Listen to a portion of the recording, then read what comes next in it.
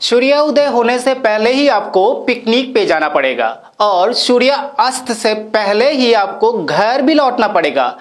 Picnic जाने की पहले आपको सूचना देनी पड़ेगी लोकल पुलिस अथॉरिटी को।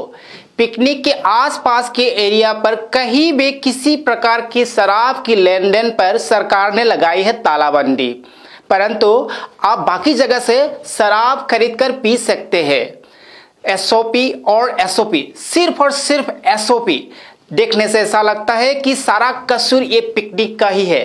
कुछ ही दिन पहले आसाम की जोरहाट जिले में हुई एक पिकनिक पार्टी की बस एक्सीडेंट में सभी की रूह कपा दी थी, जिसमें बच्चे सहित 12 लोगों की जान चली गई थी। आप सभी देख रहे हैं पीआई न्यूज और स्टूडियो में मैं तुषार।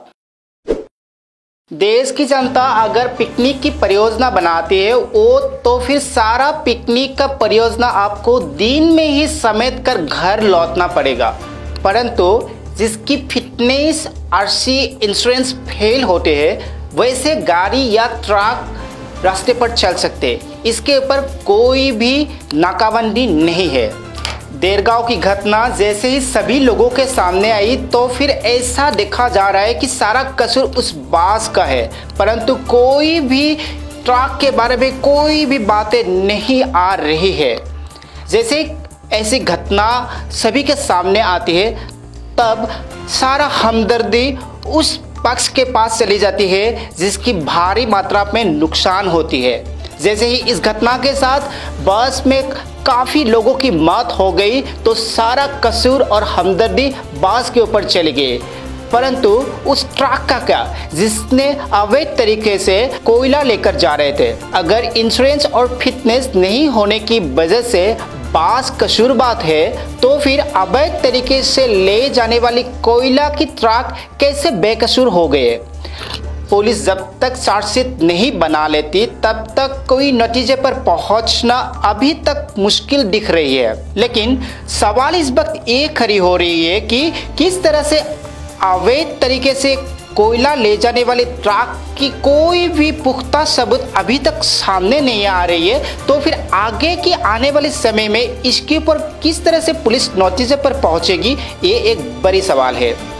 जैसे ही ऐसे घटना का जिक्र सभी के सामने आती है तो सरकार की तरफ से वन टाइम मुआवजा देकर सरकार अपनी जिम्मेवारी से पीछे हट जाती है, परंतु ऐसी घटना के पीछे असली वजह क्या है इसके बारे में बात करने के लिए कोई भी सामने नहीं आते।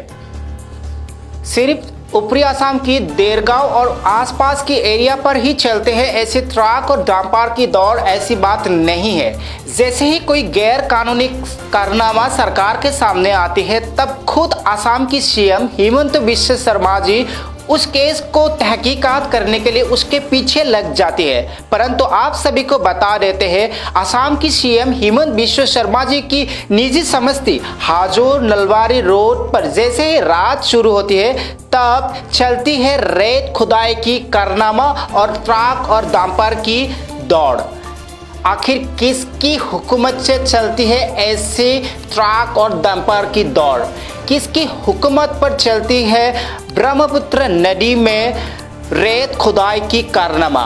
आखिर किस किस की हुकूमत पर चलती है ऐसे अवैध तरीके से ले जाने वाली कोयला की ट्रक सड़कों पर? किस किस के हुकूमत पर चलती है आरसी फिटनेस फेल होने के बावजूद भी गाड़ी, ट्रक या बस सड़कों पर? ऐसे बहुत सारे सवाल आज देश की जनता पूछ रही है और इस बारे में सरकार और प्रशासन की तरफ से चुप्पी दिखाई दे रही है।